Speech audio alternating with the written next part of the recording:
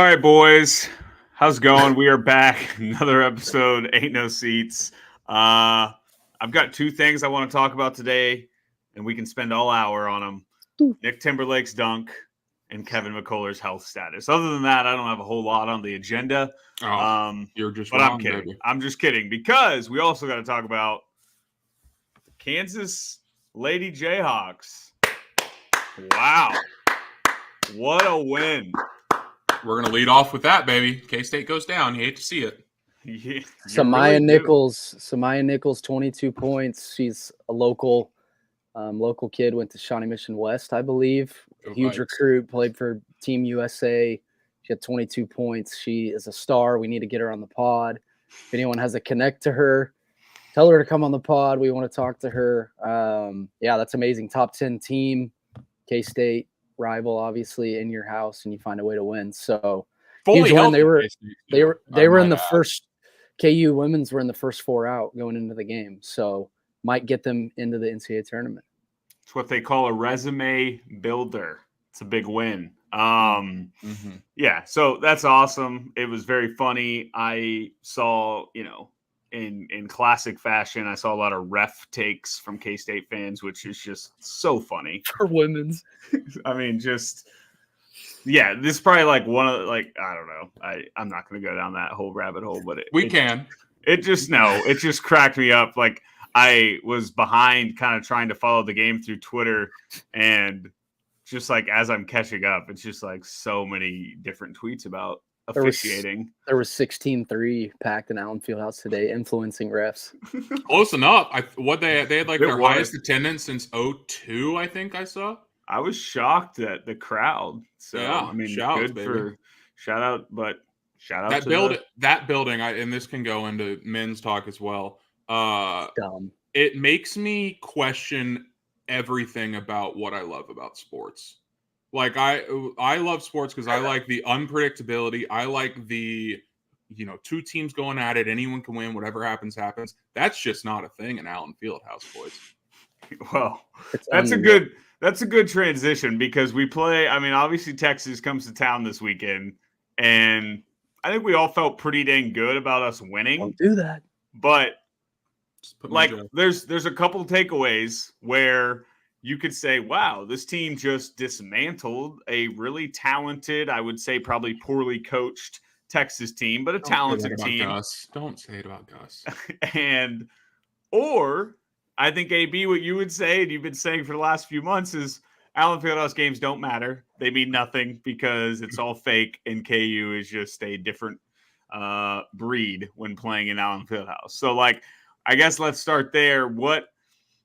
That was a very fun game to watch. It felt like you could kind of see this team starting to figure things out, especially after the second half against OU. They just got a week off.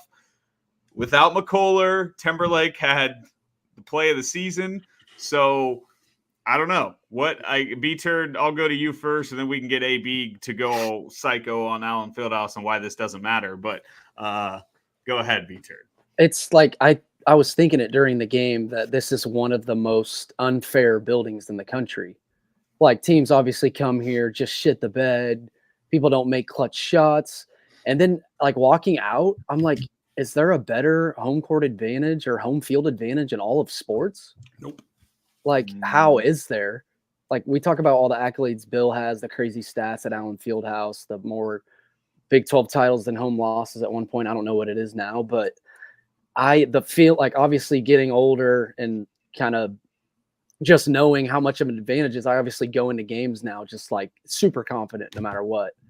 And it doesn't matter who's playing for us or who we're playing against. Never will feel nervous for 1 second during a game at Allen Fieldhouse. Baylor, I know that game got tight because our boy Nicky Timberlake his controller died or whatever happened there at the end of that game, and it got tight, but we controlled that game. It was never a worry, never a doubt. The Houston game, we shoot 68%. Yesterday, we shoot 62%. Game was never close. It's so unfair. And we've seen West Virginia, we'd be down 14 with a couple minutes left, come back. You never feel like they're actually going to lose. And when they do, you're just shocked. was telling people last night, I've been lucky enough to do the Allen Fieldhouse hundreds of times in my life, and I have no idea how many times I've seen them lose. Maybe once, twice. Yeah. San Diego State, baby. Yeah. Insane. So it's unbelievable. They're a completely different team. They play with a ton of energy. The crowd maybe influences the refs here and there. It's just everything. The bounces go our way. So many seasons we talk about it. They go undefeated at home the entire season, especially during Big 12 play, and just basically gives you 9 Big 12 wins. Yeah. So AB, are you, based on everything that was just said there, which you've laid this out, we've talked about this. Allen Fieldhouse is great, but to me, I did say, other than probably the Houston game and some games early in the year, I'm coming away most pleased with the performance of this team just from a whole 40 minutes.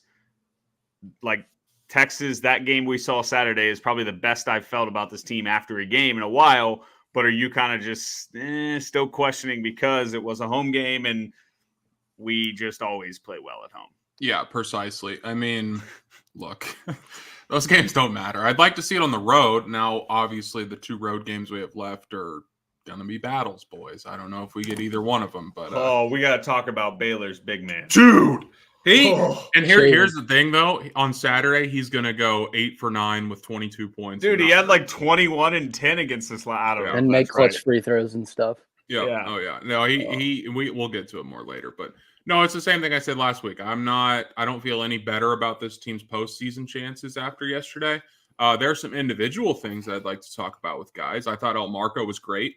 I thought he was great. His stat sheet won't show that. I thought he looked very comfortable. The behind-the-back pass everyone's going to talk about, but, I mean, he looked comfortable for the first time that I can remember, which is good to see. DeJuan has been awesome lately. I tweeted it yesterday. He's had 11 turnovers in his last 8 games. Keep that up. Yesterday, 7-11 from the floor, and that's including a couple missed bunnies, which I'm still optimistic that he fixes at some point. Nick Timberlake played great for the first time ever in a KU jersey. Like there are things that I can look at and be like, yeah, that if these things continue and hold for the postseason, we're in good shape. But at the end of the day, it's at Allen Fieldhouse, so I can't say too much about it. My biggest question for you boys is if the NCAA tournament was played at Allen Fieldhouse every single year, how many straight national championships we have? Yeah, because obviously, if they did NCAA tournament and say like the higher seed gets to play at home every game or something. We've obviously been on 1 or 2 so many times. So yeah, every game you're playing would be at Allen Fieldhouse, and we legitimately would never lose unless like a crazy blue blood buys up all the tickets somehow. But season ticket holders would probably get like priority or something like that. But yeah, with AB's point about home and road, I've heard some people obviously say like this team might be better without Kevin McCullar. I don't know how big that sample size is, and 2 of the games, or one of them was obviously yesterday. The other was Baylor, which kind of came down to the wire. And then obviously they got pumped in Lubbock pretty recently. So I don't know how many games he's missed exactly, but Allen Fieldhouse, they haven't proved it on the road without Kev. So I don't. Well, yeah, they did. Oh, wait. No. God. He played absolutely not, brother. Well, yeah. I mean, I guess that was going to be my point, is to say we're better without McCullar. We just won our best road game of the year with him. And so like that to me is insanely dumb to say. But what I could be convinced of is that it is helping guys like Timberlake and maybe even El Marco a little bit. You just felt like everyone looked a little more comfortable out there. And I think a lot of that is just, I think the OU game was big. I think it was like a shooter that just needed to see a ball go in. I think we finally felt what it was like to win on the road, and I think it helped guys feel a little better.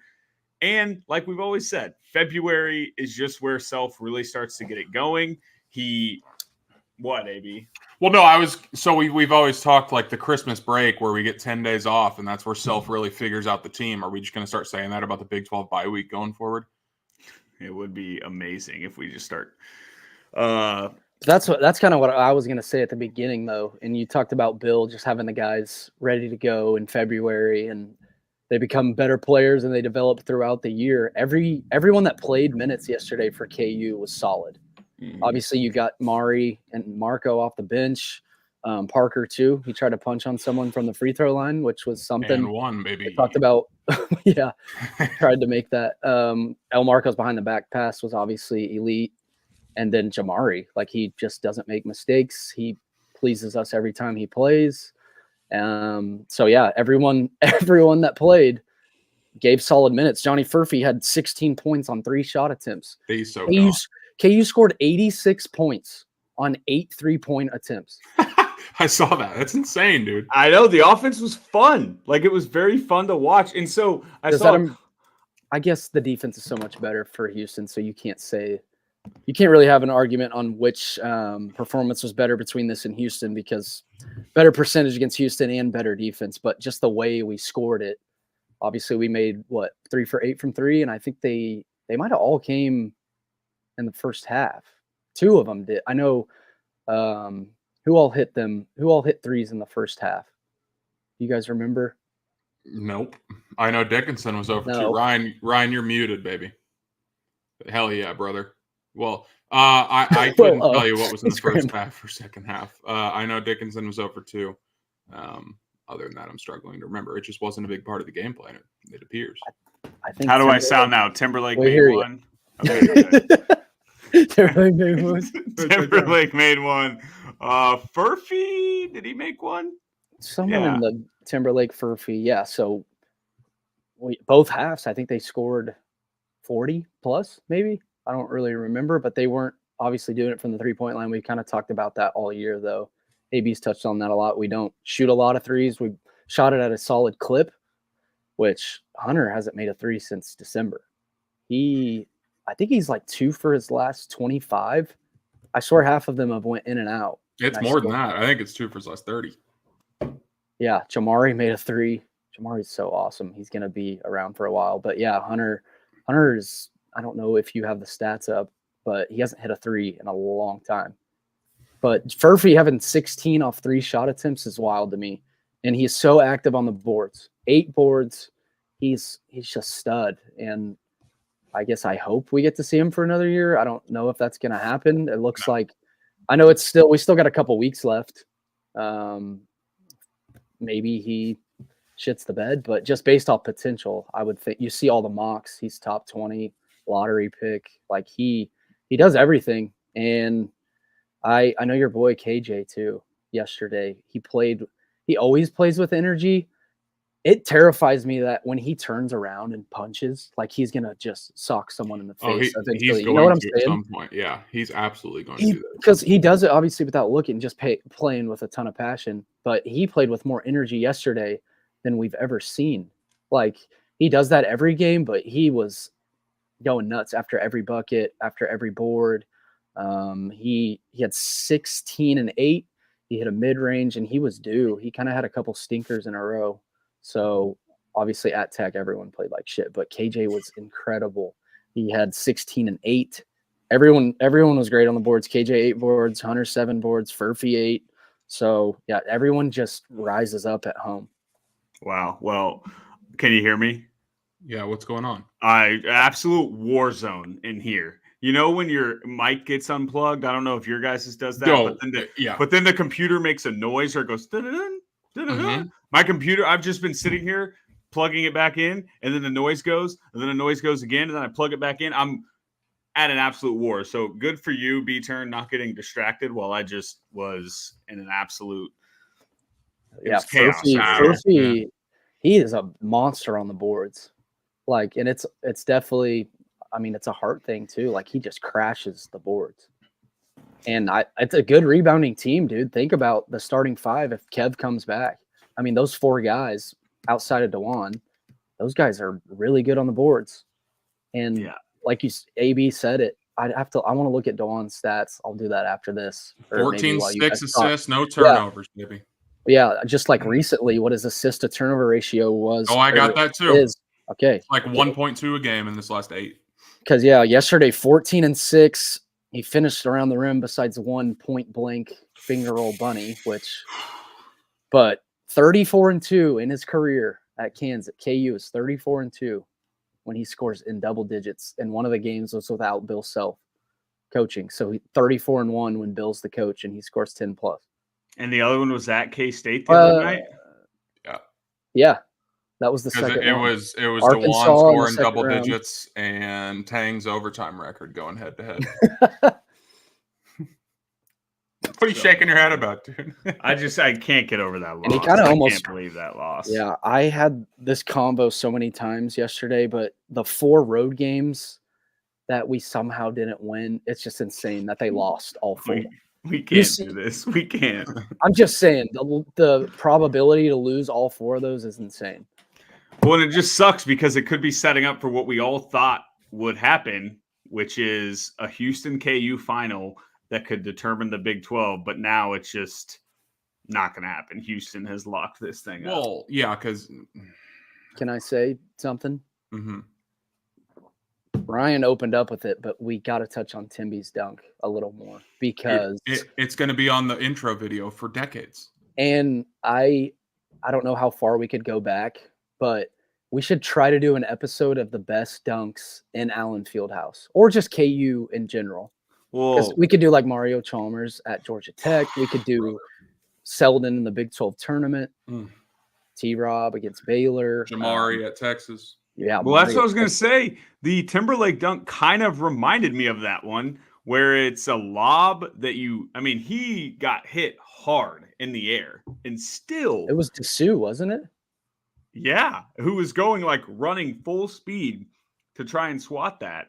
And it was one of those fouls that's like, all right, I'm going to foul you. I don't care if it's a foul. I'm not going to let you finish this. And he still did.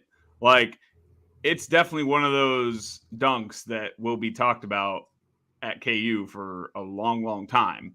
And you could argue, by the way, that Nick Timberlake has 2 of the 5 most impressive dunks on the season. Couldn't you? Oh, no Maybe, question. That one is the best dunk, I think.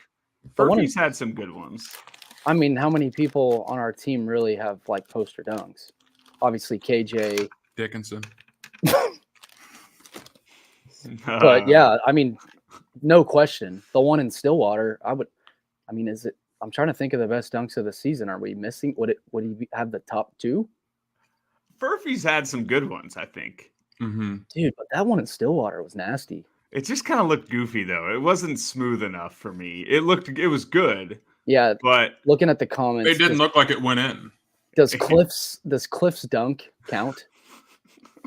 I don't know. That was so stupid. He threw it. It was like Blake Griffin, DeAndre Jordan. It was so funny. I was against Texas too, right? No, we just say. Oh, okay, never mind. You got to pin that Kyler Barnett at 7:51. Dude, that's the greatest moment in KU basketball history. He jump stopped into a 2-foot jump dunk on a fast break. Read the comment for audio. Oh yeah, so Kyler Barnett flashback to point guard Doak in the Maui cannot be forgotten. Literally looking down, dribbling. Literally, I don't even remember how he got the ball in a fast break. Like, did Doak intercept a pass? I can't even remember how that got going. But, it was so funny. Just the least smooth dribble into a dunk ever, but still managed to just do a typical powerful Doak slam. Oh, I love it. He was the best, man. God, he was. Someone just brought a Tarek too against Oklahoma State when the bench was going nuts. Was that kind of wasn't this Texas? Yeah. Tarek Blacks was Texas, I think, and Cliffs was Oklahoma State. Either way, they were both similar where they threw it in, and I guess Parker kind of did that yesterday. His just like then rolled around the rim, but he also released the ball 8 feet from the rim somehow. Yeah. I'm trying to think of the best dunks we've had this year because obviously you're not getting many from Juan or Hunter. KJ, I'm sure we're forgetting some on his, but Timberlake. Well, KJ just makes it look so easy that. Oh, I know what Kyle Coffey's talking about. Tarek Black had that fast break, like thunderous. Oh my God! Shaq type dunk out of the steal, benches cleared. That's one of the craziest moments I've ever witnessed. It's sneaky my favorite. It's sneaky my favorite because it was right after a Marcus Smart air ball. Then we went down and scored, and then like Marcus Smart turnover, Tarek Black dunk, fight on the court. And Yeah, and Just an like Alzheimer. we were in the student section at that point, or at least I was, and it is the most nuts I've ever seen people go inside Allen Fieldhouse. But I was also right in the middle of the student section, so that could have an impact. But just like you said, perfect chain of events. Everyone hated Marcus Smart because of the backflip. He airballs. We score. I think Wiggins scores. They come down, turn it over. Just the most Thunder Shack type jam. Here's the Tarek dunk. Turn me up. Oh yeah. So who's that? Texas? That's Yeah. Texas. Yeah. Camp. Oh. So it was kind of Cliff-esque where he threw it in.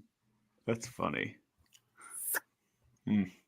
Yeah, I don't know. The Oklahoma State one was just pretty simple dunk, but it was just the moment my God. that it happened. It was CB so at good. Dayton. Yeah. It sucks because we At the Big 12 tournament. That's a dude, that's up there. And obviously we got the Wayne Selden one, Yes. but I think that's just like a given. Nobody forgets that one. I think people forget how many Wayne had his junior year. He punched on, I think it was Kentucky UConn in the second round, and he dunked. Yeah. Who was that big man for them? Scal Labissiere, yeah. Who he dunked on. But yeah, Wayne had some massive dunks his junior year. Yeah. So, yeah, maybe Nick Timberlake has the two best dunks because I know Furphy's had some, but the fact that I can't – didn't Furphy have a big one against West Virginia? Yeah, I feel like his are always like in the set offense. Like he just cuts back door and then dunks semi over someone. But it's kind of like the Timberlake one at Oklahoma State where they don't look like they fully go in. And it's kind of like, wait, what just happened? Yeah.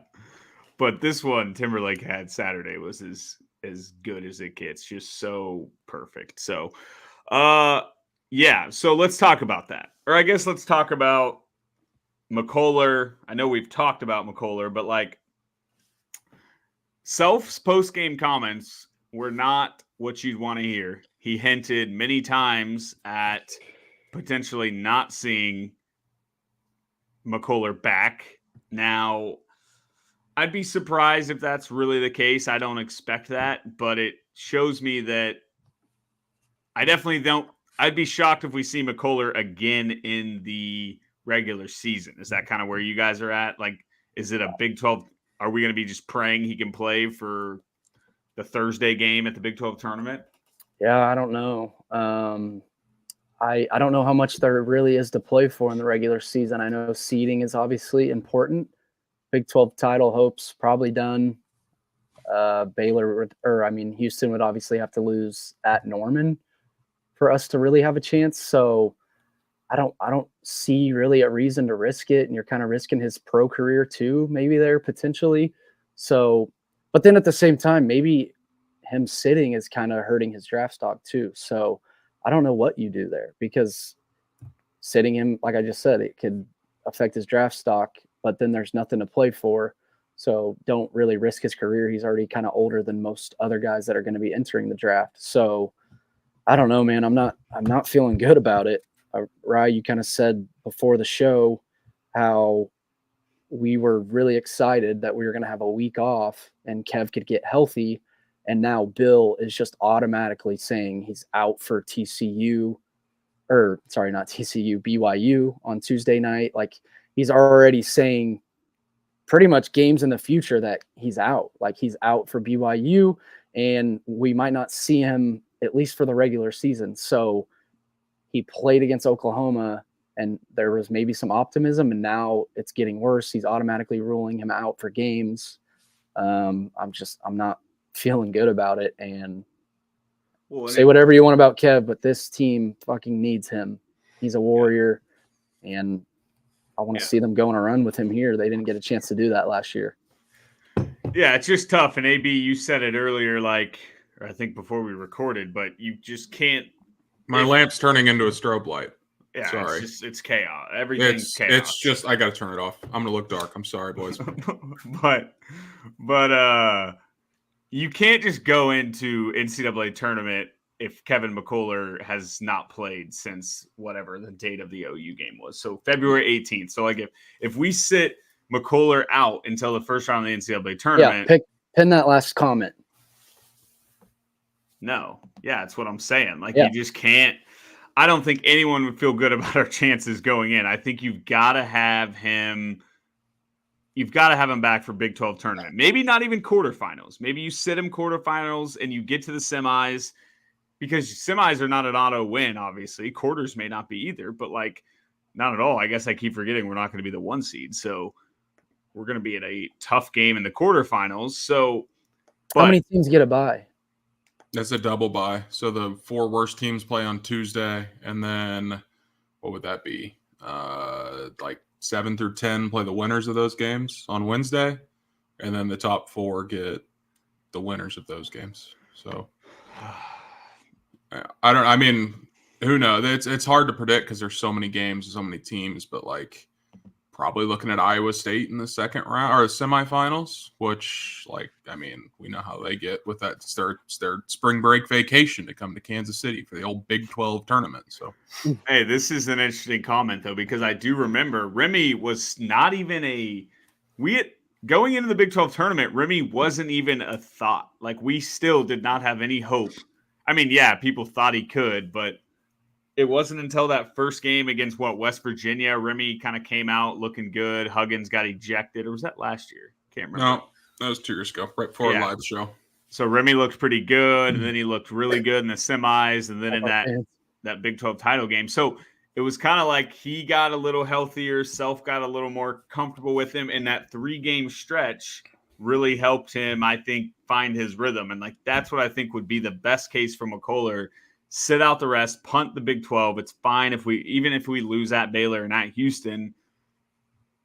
If you can get McCullar back in rhythm, playing even anywhere close to how he was playing early in the season, now you can talk yourself into somewhat making a run in the Big 12 tournament. But without McCullar, I think at this point, I saw someone say, "What do you think your ceiling is?" As McCullar never really gets healthy.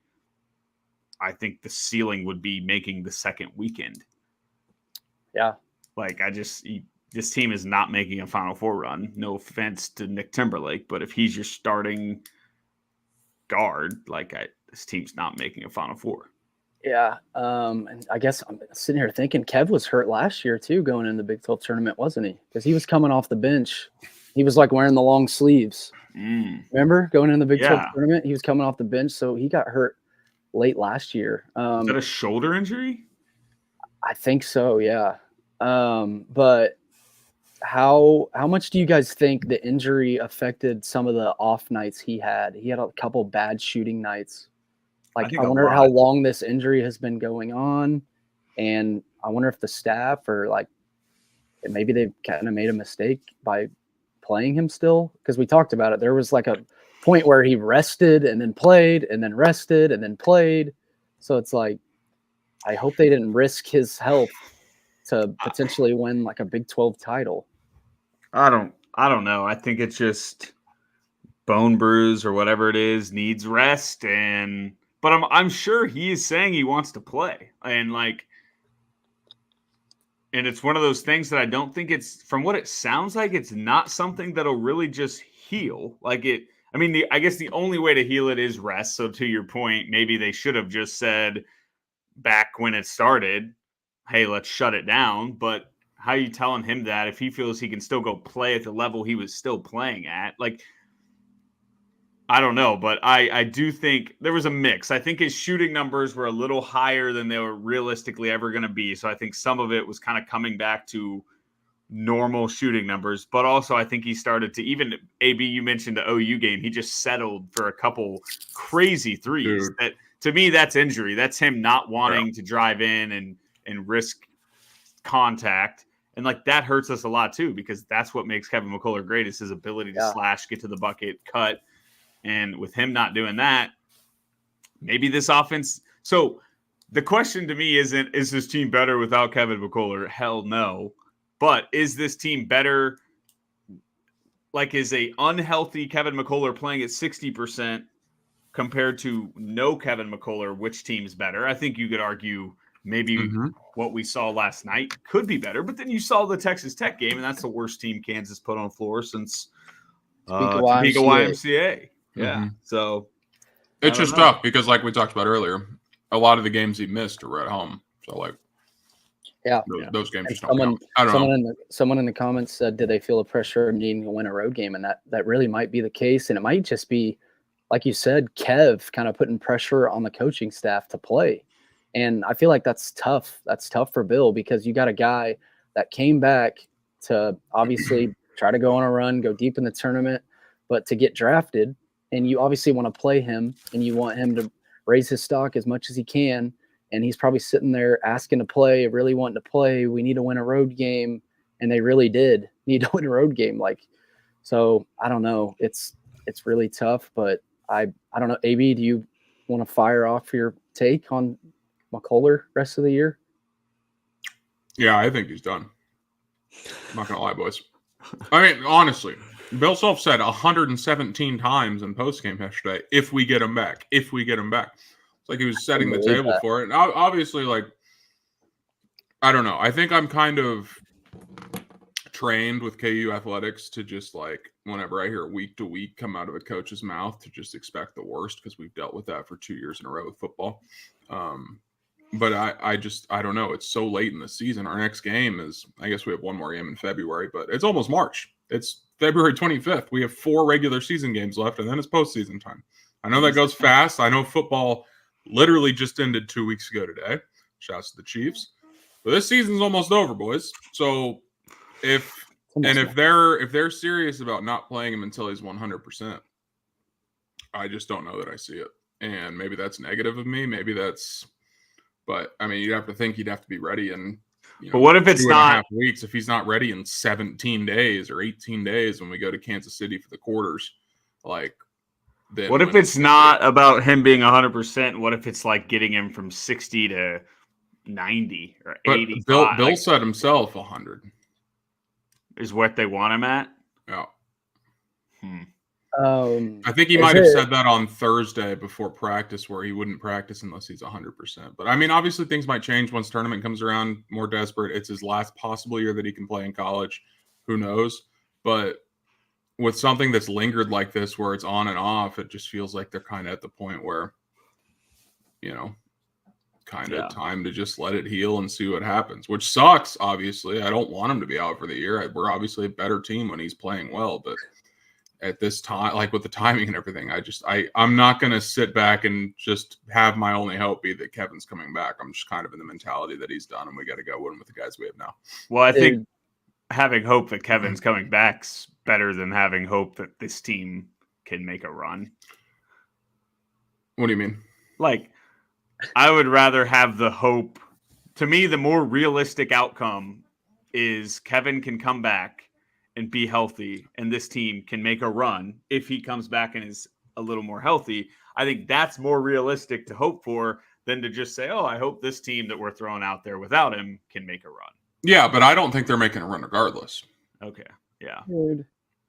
I'm sorry. I don't want to be an asshole about it, but we've talked about it for weeks now. This team doesn't play well outside of that building on Naismith Drive. And all the games that matter are going to be played away from there. We're not going to be a 1 seed in the Midwest. Even with the Midwest, there's no second weekend region that's within 10 hours of Kansas City. So it's not going to be your typical, Sweet 16's in Omaha this year, boys. Let's fucking go. We're neutral. Go to what? No road games in the NCAA tournament, brother. We're not much better on neutral floors.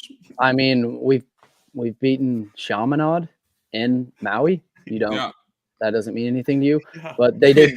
They beat Kentucky and Tennessee on Kentucky's second game ever with the roster loaded with freshmen. But also, good. Okay, but also Kentucky yesterday, boys. Holy shat! They scored a lot of points. But then the Tennessee game, it's tough for me to talk myself into a tournament run, looking back at games that happened in November. That is so long ago. And it felt like McCullar was getting a triple-double every single night. It felt like looking at this team right now compared to the team back then, maybe it's just our attitude towards them because of what's happened over the last few months. But it's tough for me to say that games in November mean as much as games in January, February, and what we've been seeing.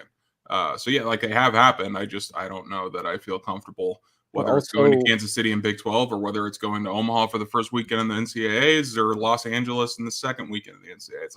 I don't know that I feel confident that this squad is going to be the one to do it with Kevin or without Kevin. But they're like plays, like single plays away from winning some of these road games. And I guess you can reverse what you're saying and talk about how good Big 12 teams have been at home. Like teams are just not winning on the road. I'm not even trying to like hype KU up. I think that's like a legit thing. And I don't know what our road record is in the league now, but I mean, there's 3 undefeated teams in the Big 12 at home.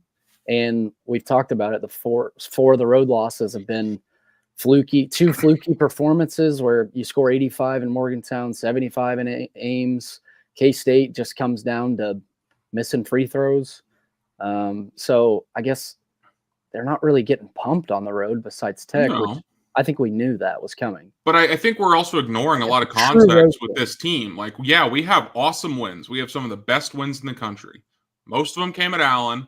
And we also have bad losses, which, yeah, a couple plays here and there, but a couple plays is going to get you beat in the tournament. And we can look back on it and say, yeah, well, if they would have not called this foul, if we would have made this free throw, we'd be national champs in 03. If they don't foul out Devontae Graham when he had 1 foul and they called him for 5, maybe that Villanova game's different. Like, that's just kind of how sports go. But, like, there's everything telling us we don't rank well in the net. We don't rank well in analytics. We have questions about the style of this team. And the only time we come in talking confident about them is when they play at Allen Fieldhouse. And I don't want to sound like a broken record here, but that's not the same sport when we play there. Like, but that's why I'm and I know, like, it's not the first year we've ever played 25 games at Allen. We do it every single year.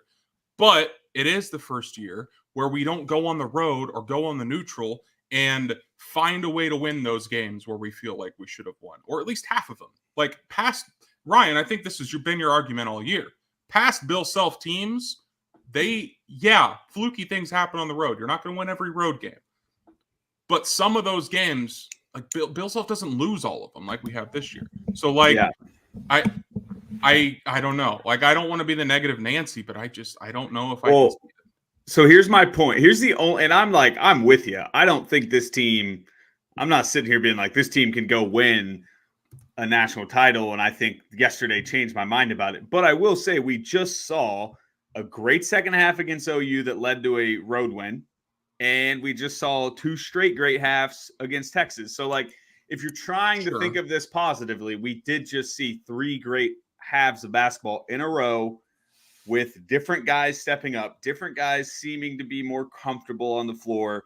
So, like, it's not me saying we're going to go on a big run, but it's at least me saying we're seeing a little bit of progress where if, like, 2019, it never felt like we started to see progress. But I don't know. That's probably, I'm forgetting those moments. I guess, but, like, how much are we taking out of beating Texas and Oklahoma that are 2 teams that very well could be on the bubble in 3 weeks? No, you're right. But we dominated Texas, like flat out killed them. And Oklahoma, we pretty much dominated them that second half. Didn't we win that game by double digits? Close to it. I'm just saying, like it was, you could make the argument our last 3 halves of basketball have been as good as we've been in months. And but then the 2 halves before that, maybe even the 3 halves before that, if you call the Baylor second half where they kind of collapsed, or maybe the 3 worst they played all season. We were so bad. You're right. It's progress. I need to see it. And if they go into Waco or they go into Houston and they win one of those games, I'd like to be able to change my mind on it because that would mean a lot. That would mean a lot to me if they can go win one of those games.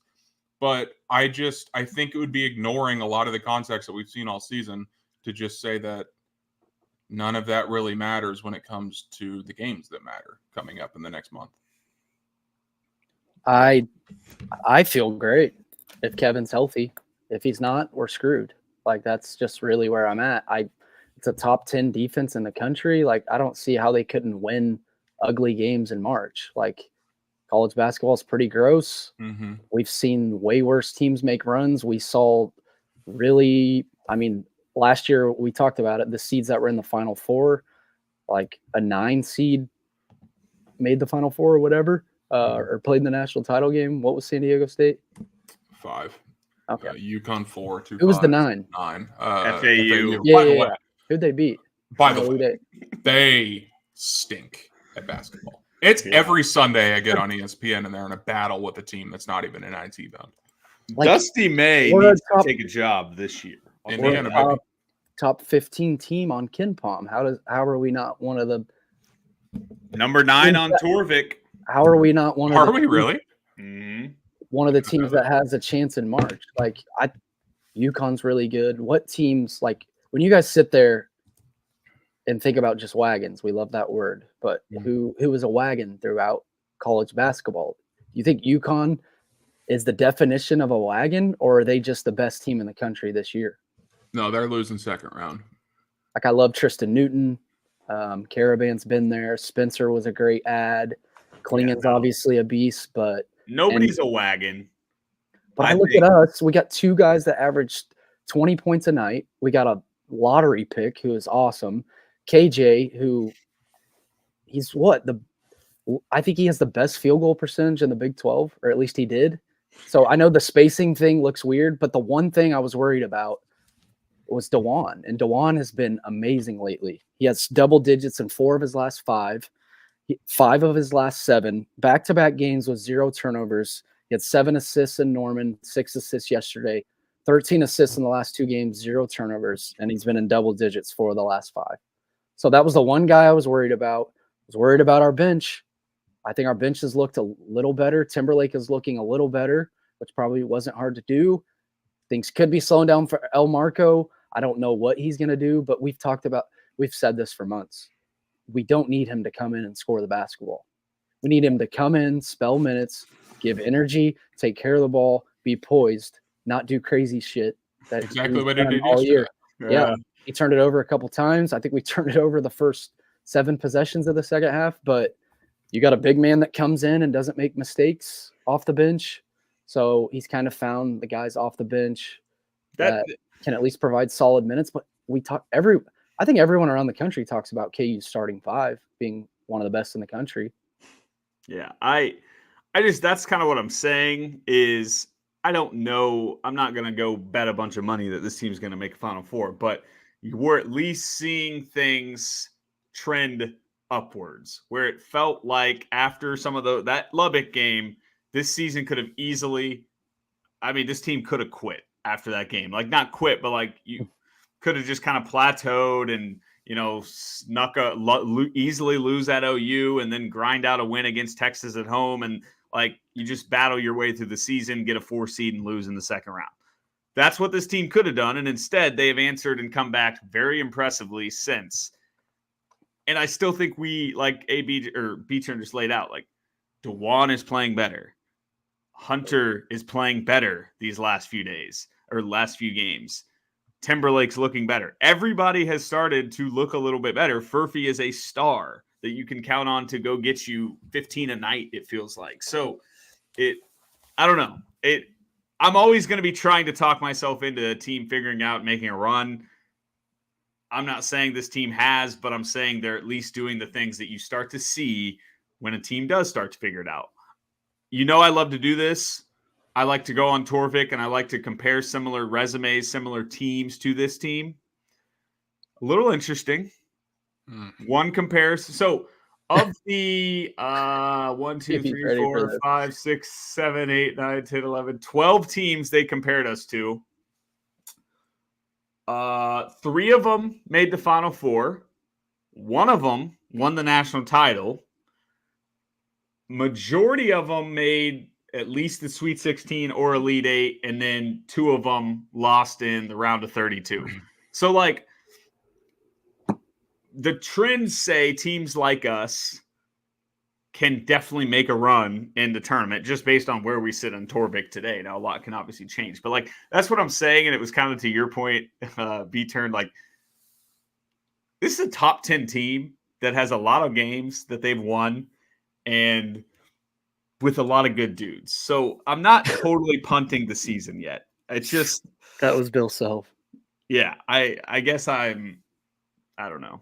Here's my thing, Ryan, and you introduced me to this. You're the one that kind of, what am I trying to say here? I guess you introduced me to this. Bill Self in the Sweet 16. Make it out of the first weekend. Yes. I think I saw you tweeting last night or someone tweeted about Bill Self with rest. He had a week of rest, and we obviously pumped Texas, but his Sweet 16 record is unbelievable. I don't know exactly what it is, but what are the Sweet 16 games we've lost since he's been here? Michigan State. Yeah, after the Natty, which, God, we could have. But both are like games that Bill Self was far more prepared than the opposing coach, played better, the team was better. They just melted down. Like, so if we're a 2, you're not saying we can beat a 7 or a 10 in the second round? We could obviously lose. I'm not saying we're going to pump anyone. Yeah, AB, like I totally agree. We could lose. But why can't we beat a 7 or 10 and then you give Bill a week? I love how we have like 5 more regular season games. We're talking about Sweet 16. But he has been unbelievable in the Sweet 16. They've obviously made a ton of Elite Eights, Final Fours, won a couple natties. So gotten past that round a ton. You give them a week, Elite Eight, toughest game to win in the tournament, Bill Self says. So I don't know. I was going to ask you guys and AB, how much would a loss at either Baylor or Houston really hurt the resume? Does it hurt? Does it? Yeah, I'm trying to think of us on the 2 line, where obviously Lenardi has us as the 8th overall seed. So we're barely hanging on to a 2. If you lose to ranked teams on the road, how much is that going to affect you? I'm trying to think about Kev, and if he doesn't play, I obviously can see us dropping 2 more regular season games. That's pretty crazy. 12-3 in Sweet 16 games at Kansas. I'm trying to think of the third one. What's the third? 04, they lost to Georgia Tech in the Elite Eight. 05, 06, both first round. 07, Elite Eight. 08, championship. 09, Sweet 16 to Michigan State. That's 2010, Northern Iowa. 11, VCU Elite Eight. Kentucky National Championship. 2013, Michigan Sweet 16. 14, 15, second round. 16, Elite Eight. 17, Elite Eight. 18, Final Four. 19, second round. 20, no tournament. 21, second round. 22, championship. 2 losses. Second round. So, yeah, 2 losses. Wow. How much? Our guy Kyle just had a loss. That was the fastest 20-year run of tournament losses in the history of basketball, boys. Clip that. Oh, whoops. Didn't mean to do that. Sorry, Joe Ireland. But yes, I do hope our 3-point shooting. It's a fear, boys, because I saw on the bottom line about that. When I saw on the bottom line that BYU shot like 18% from 3 and they were top 20 in the country in 3-point percentage going into the game, I just felt it in my bones that they're going to go 22 back-to-back games. Tomorrow. They've been a disaster from 3. But guess what? It's at Allen Fieldhouse, so it doesn't matter. I kind of think this one does. I don't know what it is. I just have a weird feeling. But so the point about the Sweet 16, yes, we all know Bill's absurd. You get to the Sweet 16, but like my fear is that this team, can they get to the Sweet 16? That I think is the biggest question for me right now. Is because if they do, what's the question? Like, yeah, if we get to a Sweet 16, I'm feeling good, but that's a big if right now. Yeah, that's why I wanted to ask you guys earlier. Like, I know you weren't feeling great about the team overall. Does this Kevin stuff make you feel even worse? Like, do you feel like you don't have much to look forward to? Like, it's tough for you to be confident. It's tough for you to get your hopes up because Kevin could be out for a while, and even if he comes back, he could be rusty. Like, if he doesn't play until the tournament, how many minutes can you play him? So how much are you guys feeling worse? Are you just, I guess I'm feeling better after these last 2 games, like I said, but it's been a while since I thought this team could win a national title. Like, I felt like that after, it's been probably since like December since I had that thought. So I don't know. It definitely is hard to get up and think that this team can make I'm kind of at the point where it's like national title seems very tough, but a Final Four I think can still be in play if we get healthy and Kevin gets back and we continue to see some guys progress a little bit. But I'll tell you this, if we lose at Baylor, I'll be pretty out. Like, we've got to go win one of those statement games. Like AB was saying. Kev? I guess that's true. But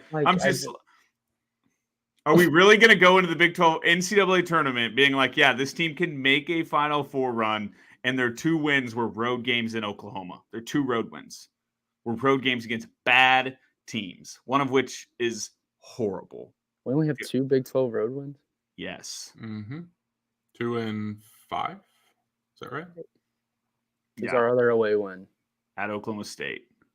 We just dominate the Oklahoma. ESPN said we were 3 and 5. Did we play someone? We played at Indiana, which they stink out loud, and we should have lost that game. Speaking of stink out loud and teams that played non-con, boys, Mizzou. Oh my God! And they I did not know they were 0-14. Yeah, that's horrifying to know. But man, Pete's turn. Watch the games. Well, I got on ESPN, looked at the standings, and it said we were 3 and 5 on the road, and it threw me off. I thought it was just saying Big 12, but yeah, at Oklahoma State, who stinks out loud, and AB obviously has been down on OU. So we talked about it. The four. I said it 100 times, but the 4 road games that just bothers me that they couldn't squeak one out, because then you're really playing for a Big 12 title. I mean, you win the rest of your games until at Houston, you're playing for a share. So, yeah, I don't know. It's probably unfair of me to say I'm out if we lose at Baylor, but it's just more of like, we're not going to win at Houston without McCullar. So if you don't win at Baylor, you go in with those 2 road wins that are not impressive. And I'd love to look back in history of teams that made runs in the tournament with 2 road wins that looked like that. That's it. Like, that has to be pretty rare, but I don't know. I think my new prediction is Kevin McCullar's back for senior night. oh my God. I think I've changed my mind. K-State senior night, we give him what would that be? Like 2.5 weeks off? Does that make you more 3 nervous weeks if off? he doesn't play, since it is his senior night? Yeah, if he goes into the postseason without playing in the regular season, I think it's just like, what's the point? Here's the other thing. I hope that he comes back for senior night, because I will be unwell if we lose in the second round and we talk about for years, and the narrative is, well, if McCullar was going to come back for the Sweet 16, if he would have just been back, we would have been set. And yeah, exactly. The Embiid thing is like, this team's still going to lose 10 games. Like, let's not act like this team's unbeatable when they're fully healthy. I forgot you had this take. Yeah, it was a bad one. I was holding it back. I didn't want to say it. Oh, this Phillip guy is exposing. Yeah. There's other bad ones, too. He's being nice to me. He hasn't exposed me for anything yet. And I didn't want to say that. I was hoping this one would stay hidden, but I also said CJ Stroud was going to get NFL GMs fired for drafting him. So that is very tough. Tough scenes. So we've went from McCullar being done for the year to he's back for senior night. That's just a hope, I think. I think I can just I guess he had a senior night last year. Injury. AB's kind of shooting from the hip here, boys. I don't like this. I like the more. I do have something, though. Mm-hmm. I do have something. We've talked about it a few times. Hunter Dickinson, awesome. We like it. There's one thing I saw from him yesterday that had me very excited about him. He played some fucking defense, boys. A block. Multiple. A block. I don't know if they gave him multiple, but there was a point in the first half where he got in the way, to say the least, of a layup. And then I think there was a quick miss by us, and they went back and he had a block, or it was like a weird turnover when we were regaining possession, and then he had the block down low. And then there was one in the second half too. I'm not asking him to become Jeff Withey. I'm not asking for that. But if he can just be, like we say with DeJuan shooting the 3, if he can just be a threat to block a shot or to affect layups, that's going to help everybody out on the perimeter. It's going to make DeJuan's job easier, Furphy's job easier, Timberlake's job easier, everybody's job easier. If he can just be trending the right threat. way. I'd like to see it. Little things. I'd like to see it more than just one home game against Texas. But I will say it's something I noticed, and it got me like, okay, that's something to watch for this week. Let's see if he can keep it going.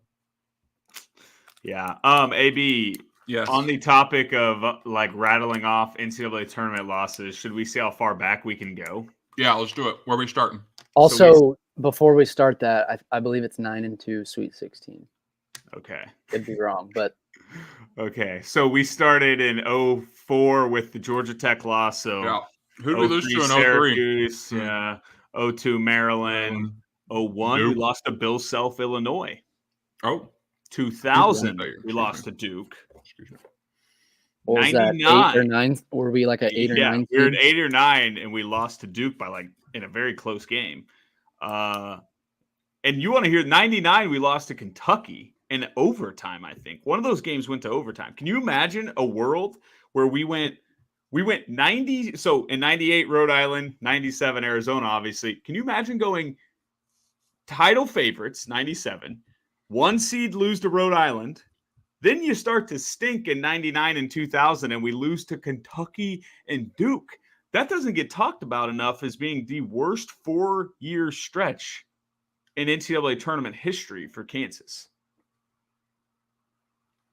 Can you imagine that right now if that happened? That would be like after 2017, in 2018, we turn around and lose to an 8 seed. And then the year after that, we lose to Kentucky. And then the year after that, we lose to Duke. That would be brutal. So, 96 is tough, though. I keep coming up with like 3 season stretches where that feels worse. And then the 4th one's always a Final Four or a national championship.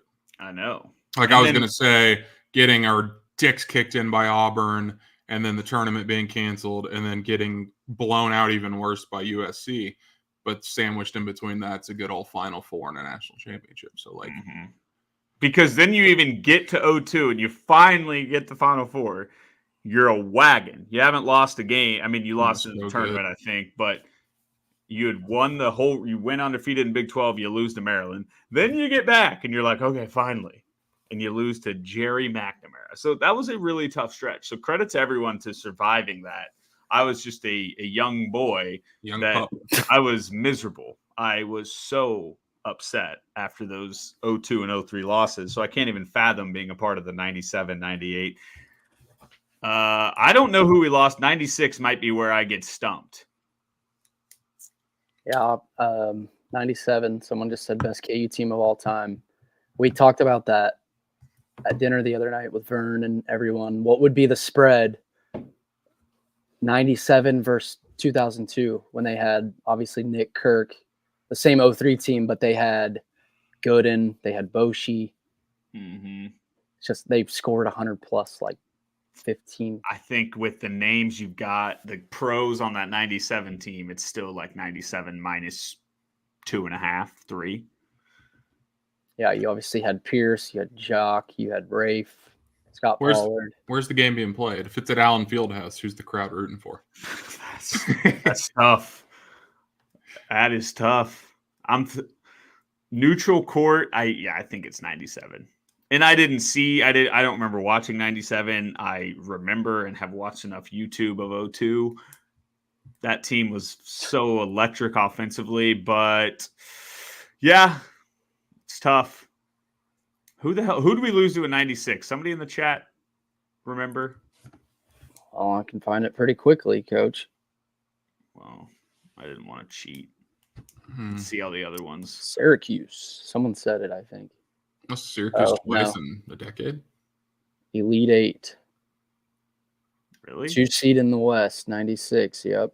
Oh my God. Still had Rafe, Paul Pierce, Jock, Pollard. So yeah, that team went. 90. They barely lost any games. 29-5, and then they were 34-1 before the Arizona game. Golly. And then 35-4 lost to Rhode Island. 30, like we don't talk about that enough. They were 34-1. They lost to Arizona. That one gets talked about a lot.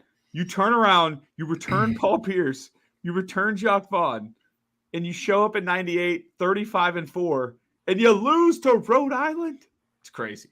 Jacques wasn't on that team, but no, that was the Ryan Robertson team, right? Yeah, Billy T started. Yeah, Trout's friend of the pod. Rafe averaged 20 and 12. Pierce 20, 21-7, 21-7. So what you're telling me is that team sounds a lot like statistically the team we've got right now. With Hunt and Kev. I hate you. I'll tell you what, the more I've obviously known the Roy Williams era was like agonizing in March, but you think back, 91 we lose in the Final Four, 92 or 93 we lose in the Final Four? 93. We lose 2 of 3, one of which is a national title loss to Duke, I think. And then you do it all again at 0-2 and 0-3. Like, brutal that Roy did not win a night. Well, Wow. and we've talked about it many times, but it's so annoying that once he got to Carolina, he just started winning those games. You're telling But me nothing against Roy. He's awesome, but it's frustrating to see like they struggle in March when he's here, and then he goes to Carolina and wins 3 in 15 years, 18 years, whatever it was. You're telling me Jacques Vaughn had 21 points against Syracuse in the Elite Eight, and we lost. Seriously, I think Jacques averaged like I love 9, I love 10. that you looked up an old box score of a game Dude. you didn't even know existed, and now you're like running Furious. the numbers like, how They did had- we lose this game? They had Pierce, LaFrance, and Pollard, and Jacques obviously was the facilitator, averaged 9 points a game, scored 21 points, and Kansas only scored 57. You're Wow. telling me before that game, if someone told you Jacques Vaughn, 2-year-old us, 1-year-old me, Jacques Vaughn's going to score 21 and Kansas is going to lose. That's like DeWan scoring 21 and losing. Guess where the game was?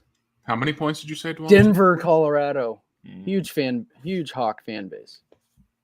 Wow. That's another natty we could have had. We don't even talk about that year. We didn't even know who we lost to until the night. Dude, What are we looking at over there? we were a wagon.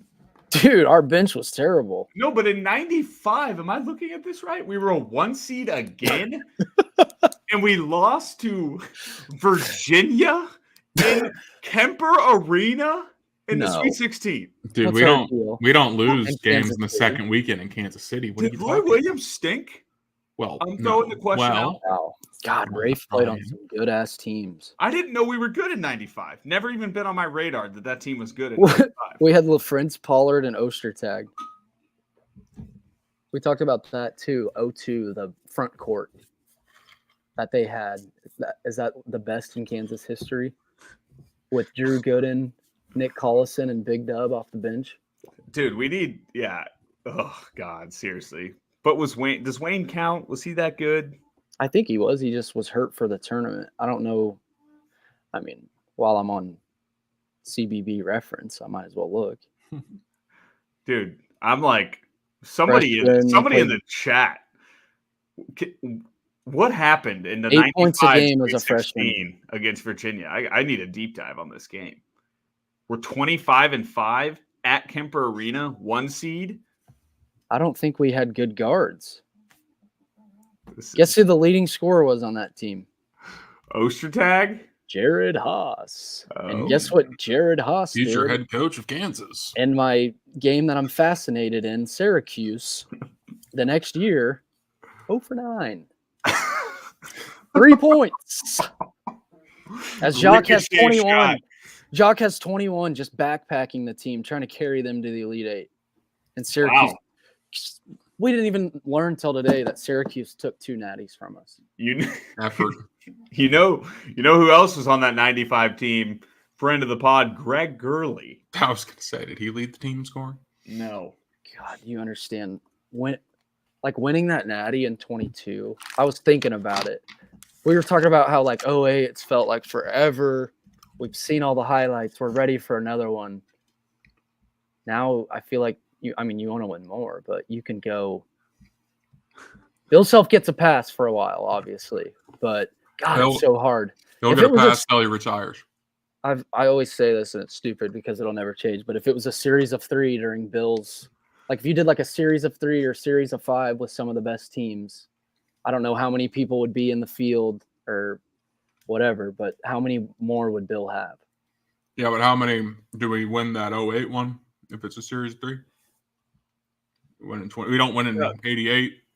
I know that for a fact. That team won winning 3 games. Yeah, series, but won the I would think Bill fucking. You're telling me what are 2017? Dude, we will not be talking about the Oregon Ducks. You're telling me the Morris twins? You're telling me 07 who had Julian Wright with all the other guys from 08? You're telling me 02, 03 Roy doesn't win at least one at Kansas? I've brought this up before, but what I love to run the scenarios on is what if college basketball was like the college football playoff? and the top 4 teams were going to play for the national title every year, Bill would have done it. Bill would have done it in 07, 08, 10, 11, 13. All right, LeBron. 16, 17, 18, 22. 18? Oh, Okay. yeah. One seed, top 4. Oh, you're saying, okay. I thought you meant win the title. Okay. Oh, no, I'm just saying all the times we would have just had to win 2 games to win the national title. No, Villanova was waxing us regardless of format that season. The fact that my ass drove to San Antonio with all the confidence in the world that we're gonna beat Villanova and win it all, and then you look back at that team. It's just even Brunson, National Player of the Year, Michael Bridges, lottery pick. DiVincenzo's coming off the bench. Eric Pascal.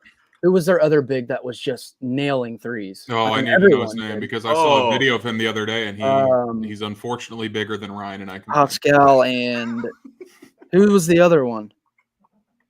Oh, what is Spellman? his name? No, Spellman. It wasn't Spellman though. I think it was Pascal. No. Oh, is a thick boy. What's his first name? Eric. Mario or something? Oh, you're 2 wildly different names. Eric, it's like Pascha. I'm talking about Spellman. No. He's talking about Pascal. Eric Pascal's a wagon of a man right now. That's wild. He was in the league for a little bit. I don't know. I saw a video of him like at an open gym like last week, maybe. Dude, there was like multiple possessions where shot clocks. I know we were never going to win this game, but shot clock's dwindling down. Someone just launches a 30-footer for Nova, goes in. Everyone's just shaking their head on the bench. We went on that. I forget what it was, but we went on that crazy spurt in the second half where we scored like every possession and we were still losing. Yeah, we didn't cut into the lead. We scored like 8 straight possessions and the lead extended. All right. Dude, he would give you. He's starting left tackle for the Charfs next year, boys. Okay. Oh, yeah. We also got to talk about. I don't know why we got to talk about it, but we had a fun convo about 2020 the other night. I will not be doing this conversation. No, we said this was for dinner only. Okay. Well, no, do it. Let's get weird. Would that team? We're so confident that they would have won it. College basketball stunk. We were going to be the number 1 overall seed. Was that team built for March? Did they have the guard play? They had Dot who could get downhill. He didn't shoot it well. Did they have the offense? I think is my question.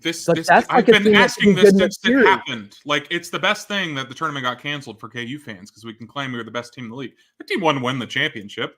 We just forget that Ryan, how many times, I'd love for you to answer me this question. When was the last time the number 1 overall seed in the tournament won the championship? Do you know the answer? I don't, but I know it's been like 15 fucking years. It's been go back, dude. 2012 Kentucky did. So it's for sure been in last 12. How's this something I can look up? Yeah. And by the way, Villanova wasn't in 2018, but like they should have been. Wasn't Gonzaga the number 1 overall that year? Oh no, Virginia was. They lost to a 16 seed. So 2012 was number 1 overall, Kentucky. 2013. How the fuck do you remember? Louisville was number 1 overall. So back-to-back years, the number 1 overall seeds won it all. How do you remember that? Oh, listen. I have a sick brain when it comes to the NCAA tournament. Mm-hmm. 2014 certainly wasn't. That was UConn. 2015 Kentucky. Choke job. I've got a list from 2005 to 2014. Was Kentucky 2012 not? Yeah, 2012 was. 2013 Louisville was. Yes. Before that, 2011 Ohio State lost the Sweet 16. 2010, what happened then? 2009 Louisville lost the Elite 8. 2008 Memphis runner-up but vacated, they say. 07 Florida won the championship, of course. Duke lost in Sweet 16. 05 Illinois lost in the championship game.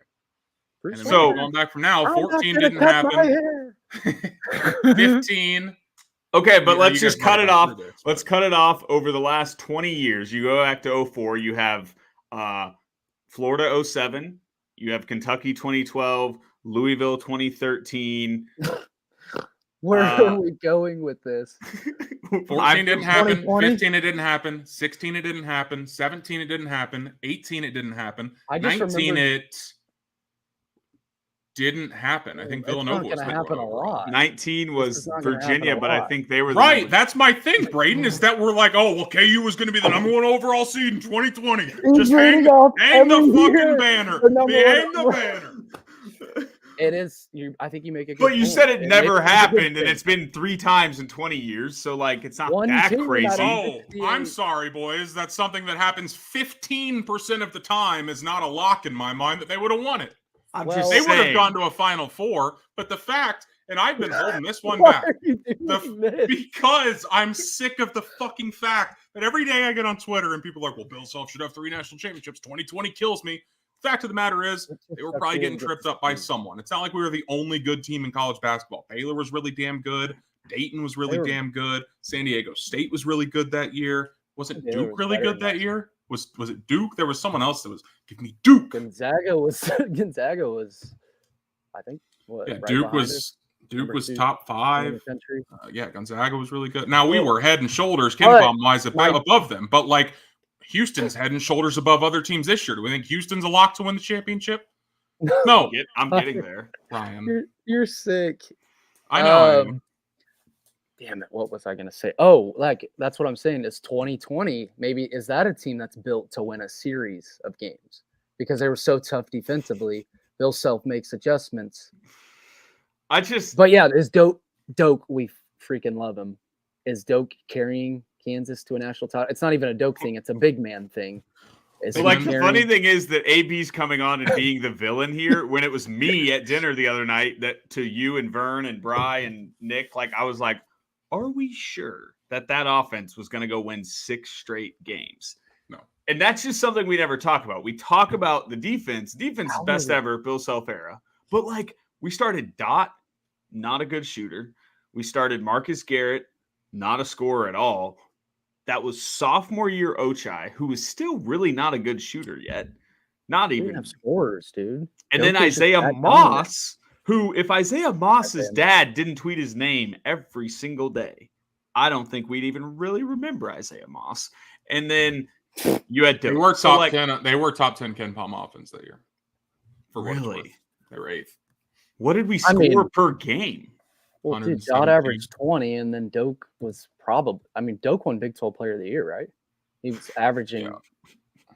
He was averaging stupid numbers, and towards the end, like.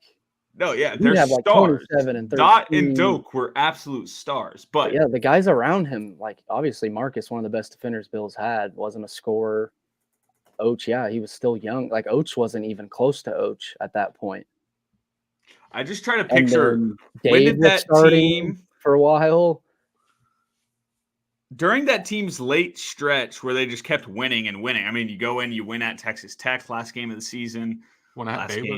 You won at Baylor, which obviously the Baylor was just, one of the most beautifully played basketball. I think that's like Bill Self's. Games at 11 a.m. If I'm at the end of Self's career putting together his masterpieces, I think the Baylor game was it. Like the way he set Doak up for success in that game was filthy. Self coached circles around Scott Drew that game. It was so fun to watch. And that was a good team. So I really do.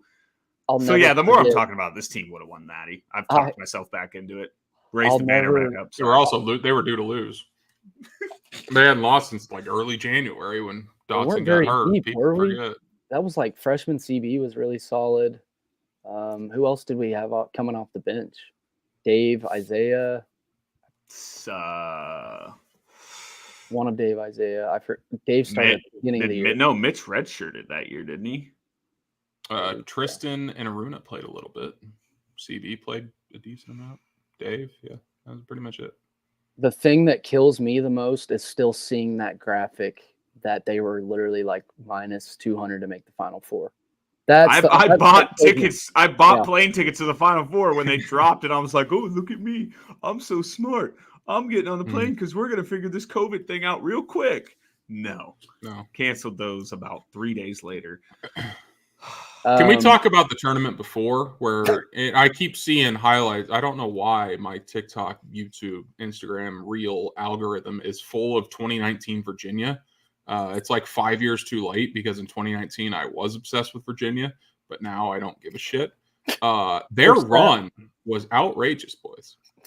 Remember, dude, you saw the Auburn clip. I don't want to say fluky. I don't want to say fluky. It was fluky. The Purdue But game dude, was nuts. the Purdue game was nuts. There's no way. The buzzer beater, like half court, they wouldn't have more shots. Dude, The steal, the pass, the floater. The Auburn, they hit 3 free throws with less than a second to go to win by 1. You give garbage foul on a bad foul. Well, it was a foul. Yeah, it was a foul. The cylinder rule, they're going to call that a foul. It's a good call. Now, can we argue that it shouldn't be a foul? Sure, but by letter of the law, it's a foul 10 times. Is it called 100% of the time? Yes, by the letter of the law, yeah. I mean, he jumped into him. Kyle Guy had nowhere to land. It was a foul. In that spot, you could argue tough, and it was tough. I'd hate. Can you imagine losing that way? Half Auburn's fan base thought the game was over. And then in the championship game, they hit a buzzer beater right before overtime. They go to overtime, and they obviously pull away from Tech. They had 3 games in a row. 3 games in a row where they had to basically perform miracles to win a national championship. I forgot that this wasn't don't tell me this is the Purdue game. No, this is the foul. The Purdue game triggers me. But I forgot that it was there was 1 second left when they called the foul. Yeah, dude, there was no time. I don't know if you can see it, but watch the follow-up clip though. You'll see him. He's leaning into him. He doesn't give him a spot to land. It's the same thing they say every day now. I think AB's kind of saying the time's maybe not called a foul at that point. There was Bruce Pearl killed. This is great. This is great for the audio listeners. I'm also here we go. No, not this one. There's one where they show where it's up Kyle Guy's asshole. Oh, really? Yeah. If that happened to us, we'd be meltdown city, even if we know it's a foul. Just in the situation, obviously go to the natty with 1 second left. You're covering it with your name, Clyde. That's what I'm trying not to do. Wait, dude, this is hard. My God, dude, stop. Relax. All right, Aaron Rodgers. Did it work? This is the worst glare I've ever seen in my life. Canceled the pod, and I'm not kidding. But I think it was Diakite was his name. If you give him that shot against Purdue 10 times, I guarantee he makes it 0. Oh, God. He's going to try again. You've got to be shitting me with this. And there's a glare in the screen. There it is. They're calling. He's in his cylinder. He hits his knee. It's a foul every time. But it sucks in that situation, losing a Final Four game like that. Look, Kyle Guy started to put his face in his jersey. He was sad that they lost. He was terrified that he had to hit free throws in that spot. Can you imagine the balls on Kyle Guy to go up and hit 3 free throws there? He was so pure. And that's classic ball don't lie, I guess. That was a foul even before he was in his space. He fouled him shooting it too.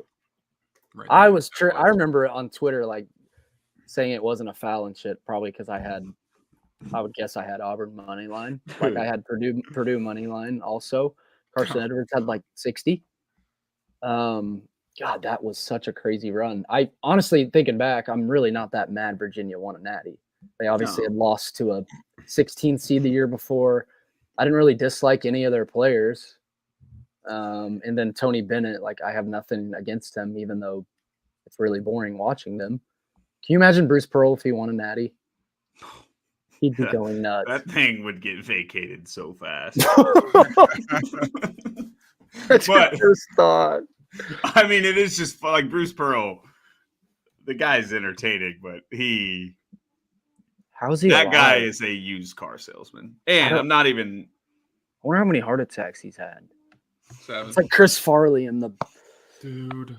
Oh, just because he hasn't actually had a heart attack, has he? Well, it's like the skit. Well, he just gets really red-faced and he starts screaming, and it looks like maybe he will. But someone asked earlier in the comments thoughts on Filipowski yesterday in the court storming.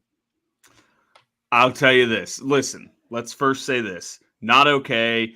Wake Forest not having better security's crazy because, like, we've seen it happen. It sucks. You don't want that to be a thing because storming the court is great. I don't want it to go away from college basketball. I think it needs to be around forever. Everyone loves a court storm. Wake Forest was really bad at securing that. With all that said, if Coach K was head coach at Duke when that happened yesterday, I knew this was going to go to this. I think court storming would be like a federal crime and 10-year prison sentence by Monday morning. No, he would have got it. Coach. He would have gotten it banned. Oh, yeah. Absolutely. Oh, Shire tried his best. He could tell Shire learned from Coach K in that post-game presser. He kept saying, I don't want to take away from Wake Forest, but we got to ban court storming. Did you see him talking like this when he was on the court, yelling at the students? Don't hit him. It's like the movie Ted when he's like faking that his mouth is. I wish I could say that line out loud, but why does he do that?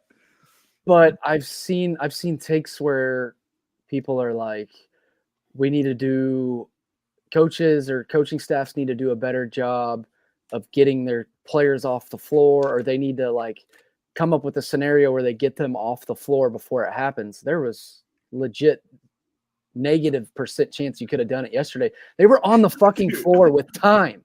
I know. And obviously, it was a tight game. It was a tight game. You can't pull your players off in a one-score game or whatever. Yeah, it was a 4-point game. But yeah, it's crazy how quick those fans. I mean, there was 1,000 fans on the floor within 5 seconds or 3 seconds of the clock being expired. Dude, can you imagine Anthony Bax fucking trotting onto that floor with 0.4 seconds left? Or Nathan Power from Kansas State? One in the same. One in the same. But yeah, I guess I kind of wanted to hear like your guys' thoughts on kind of the backlash on Filipowski, kind of like people saying he like shoved the fan or tripped the fan. I think slow-mo is tough. Say that slow. Yes, slow-mo makes everything look worse. Let's not forget Filipowski had 1,000 people running full speed at him. Someone said absolute Hummer in the comments. The H1, the OG baby. It's a tough conversation though, because like I'm with you guys. I want court storming to be a thing. I think it's like a tradition with college sports, football and basketball. That's fun. It's unique. It's exciting. I'm always team storm the field, storm the court, let college kids have fun. Yesterday was tough because it's like I know which side I want to be on, but it's hard to be on that side. Like I can't be on the side where it's like blaming Filipowski for everything that happened yesterday. What are we talking about? Like, well, he made those people come on the floor. He told him he was going to trip them. So it's a tough spot because you're really stuck between a rock and a hard place. It's just and that's why I brought up the Coach K thing, because it being Duke might just be enough to see something happen. And it's just so. On Wednesday, did you see Creighton storming against UConn? Their security did incredible. There's an awesome above. What were they doing yesterday? Like, but I guess had to have known that was coming. What could they have done to save Filipowski from the other side of the court, though? Like what Creighton did, they like blocked off where they shake hands and everything. Filipowski was on the other sideline. It almost looked like. Well, he was in the middle of the court, and you just make him wait a couple seconds. Like, how are you going to do that?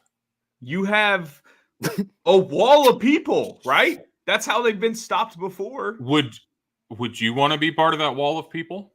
No, but people sign up for the job. It works some places. It's Manhattan, right? It doesn't happen there anymore. Like, well, I mean, maybe the answer to court storming is just you get that assistant coach from K-State, and he stops coaching, but he just travels around to all potential court storms happening around the country, and he just hands up to the student section and begs them not to storm the court. Their fans were on the floor with time left. That's it's impossible to stop that. I feel like a normal. There are some courts like Virginia Tech. I know even KU is a good example where they have a barrier and there's like a decent amount of space. If KU were to storm the court, it would take them a minute to get there. Dude, it would Virginia Tech has like a stone wall where they have to hop over. Like, there's a lot that has to happen with some of these. Now, other places, it's just I remember the Indiana-Kentucky one. No. Indiana had one a decade ago. I don't think it was. Wofford? No, it wasn't. Wofford? It wasn't that one. It might have been Illinois, maybe. Where there was a guy on the court within there was Dude, the Wofford 3. That one was crazy. That was the best court storm in the history of court storms. It's not the one that I'm thinking of. I gotta try and find it. Or Watford, yeah. Not the college. Fletcher McGee. I thought you said Wofford, and I immediately thought, Fletcher McGee. We've never told you that story where we were watching. It's the funniest story ever. So me, AB, of all time. Cole Peterson were sitting at Buffalo Wild Wings watching whatever the hell we were watching. You want to take a guess what it was? There was no. I know the exact date. January 6, 2014. Okay, yeah, it was the Auburn national title game. So they were playing. They were playing the replay of that Kentucky-Indiana game, and there's a table of 4 guys fucking locked in, dude. I'm not locked in, fucking clapping. Every play was do or die. They were laughing, enjoying, and they swore it was live. And I didn't end up doing it, but I told the table, I was like, guys, how much should I go offer to bet them that Christian Watford is going to hit a game winner on the left wing as time expires? Can you imagine their reaction when he hit the 3? They look back at me. This guy's. You could have started selling them picks. Be like, by the way, I sell picks online if you want to play. Like, AB, tell me these dudes they 100% thought the game was live. Oh God, it was crazy. They thought it was. Well, the funny thing about that is, it was I will never forget it. The way they reacted when he hit the 3 was like the most genuine thing I've ever seen in my life. So I mean, funny, hey, man.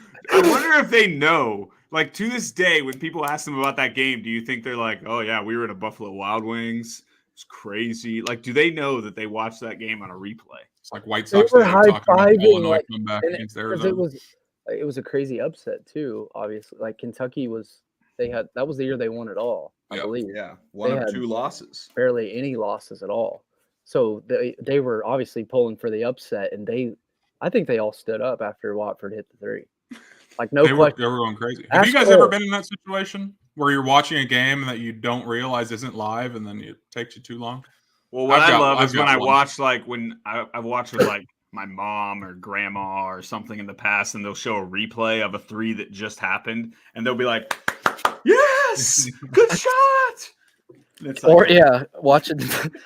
I don't want to be sexist here, but no, like watching games with females, and they show a replay, and they're like, "Go, go, go, go!" Yeah. I'm guilty of that too. Sometimes the replays don't look like replays. Oh God! And I've seen plenty of guys get tricked by replays, or they're very sometimes they're sneaky. Yeah. No, there was one time. It was during COVID, 2020, and myself, Riley, and Drew were just sitting at our house, and we saw that the NCAA men's soccer championship game was on ESPNU. So we had it on the top TV. We're just kind of, and it got crazy. It was tied in overtime. We got locked into it. We probably watched for 90 minutes. And one of us looked up at the TV and we're like, "Boys, that place is full of fans. This ain't live right now." It was like the 2019 championship game. We had no clue. And then obviously, like for us, we're diehard sports fans. We have a pretty good pulse on what's going on in major sporting events. For collegiate men's soccer, I couldn't tell you one thing about any champion in the past 20 years. So we were just convinced that was live. That one's fair. The Indiana-Kentucky game was one of the bigger sports moments of that year. That's so for those guys, you don't watch it live, like you're gonna at least see it later, right? You're gonna. It's one of the most famous guys in the last 2 decades. Yeah, though that was just a group of guys that likes to pretend they know ball, and they don't know ball at all, and they were all just faking it. And what's crazy is that it was a Monday night of the national championship for college football, and these guys are at a sports bar. Clearly, they're some sort of sports fans. Because I'm sorry, you don't go to B-Dubs at 9:30 p.m. on a Monday night unless there's a big event on that you want to watch. They clearly knew a little something about sports. Nothing against you 3 for going to B-Dubs, but I think it's kind of a rookie move to go to a B-Dubs national title game. Well, why did here's the thing. B-Dubs slapped as a younger man. I will tell you, I watched The Elite Eight against North Carolina and Final Four against Ohio State 2012 at B-Dub. I knew Brian's face was going to be like that. He hates public. I do too, but when you're in high school and you're like, dude, Yeah. I'm 17 years old. I can go to B-Dubs without my parents. We can drive and watch the games and this and that. Like, yeah, that was a cool experience. I don't know. It hit different. Right now, I could never. Right now, I'd never go to that kind of place. There's so many times I spent Sundays and like the first day of the tournament at B-Dubs. Every game. I will say I used to do that My for God. first weekend because so many TVs, obviously. But when I got to lock in and hear the announcers, no shot. But yeah, I get it. How about AB? Do you want to tell the listeners? I don't know if Ryan knows the story, but the reason you've done the Blazing Challenge before? Oh my God. Have I not said this on the air before? Ryan, have you heard this? I don't think so. This was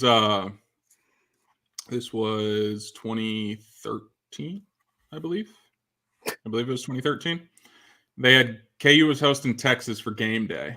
And I remember going to game day in the morning. Mm-hmm. I was on TV, a front row. Were you? Mm-hmm.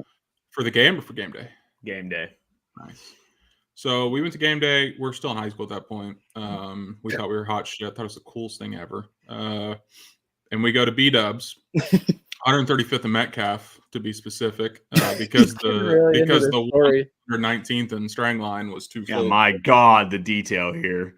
Anyways, before the game, the coordinates. Before the game, I look at my pals and I'm like, boys, if Tyler Self scores tonight, I'll do the Blazing Challenge. And Texas was pretty good, weren't they? Like they weren't.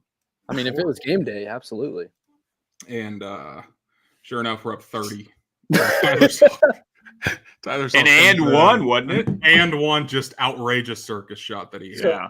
And I was having some tummy issues, like in the second half. Had you already housed like 20 wings before that? We had already paid the bill. The game was almost over. We were about to leave, and then Tyler Self does that, and I was like, "Ma'am, the Blazing Challenge over here." So I guess tough.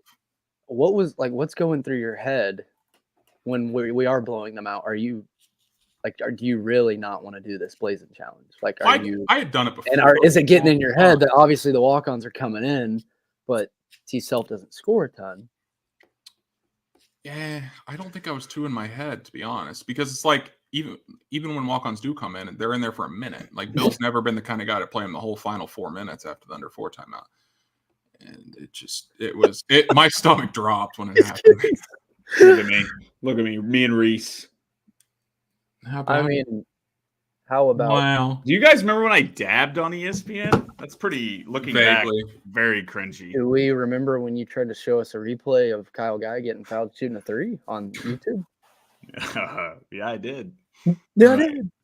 Okay.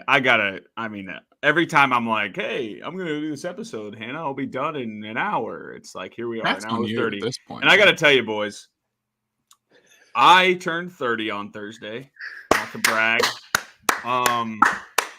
We went out Friday night. Hell of a life. We went out Friday night. Not that we got after it or anything, but I drank a few drinks.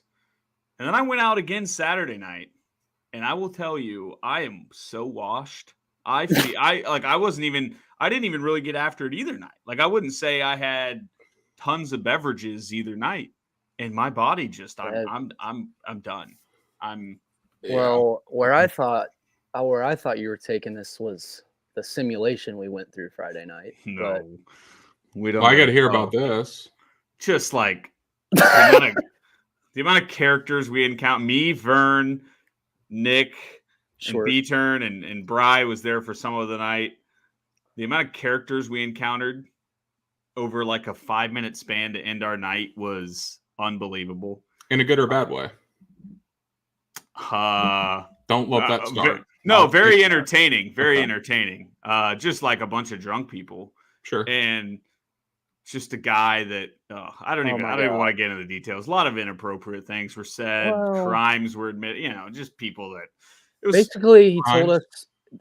Well, first off, we're not throwing anyone in jail with this story. We're saying our goodbyes. Me, Rye, Schwert, Vern. We're just sitting on the corner saying our goodbyes, and it was like someone placed this guy in our life to come talk to us. Like because dropped in simulation. maybe he turns the corner and go like literally like this. He goes, "Bussing with the boys, bussing with the boys," and we're like, "Wait, what?" Like we thought maybe he knew Vern or Swert or one of us from. Oh, we didn't even talk about that.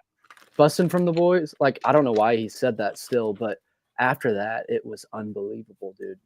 It was like a stand-up routine. He had bits prepared. And I gotta say this. He said 12 times, "I'm gonna leave you with this." Yeah. So I'm just like our podcast every week. Basically, what he was telling us, we could say this because it's not like we know who the guy is. He tests the cops in Lawrence to see if they'll pull him over when he's driving drunk. The cops don't care anymore. He claims that when a cop gets behind him, he really, really puts it to the test and starts revving the engine and claims he was going 50 or 60 across the bridge.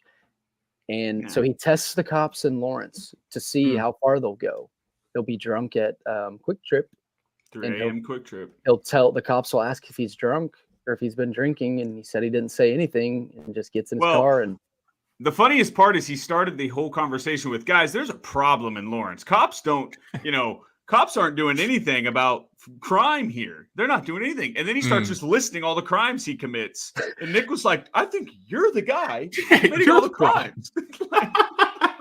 Dude, Nick was all time. Yeah, it was. And then him being like, I'm the reason Taylor Swift and Travis Kelce got together. I can't remember his reasoning on that. No way.